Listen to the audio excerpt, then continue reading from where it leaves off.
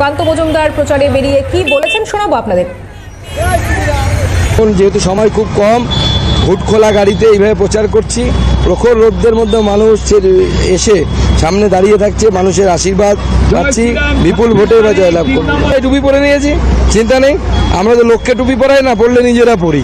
তো তৃণমূল হচ্ছে লোককে টুপি পরাচ্ছে, আর আমরা নিজেরা টুপি পরে প্রচার করছি।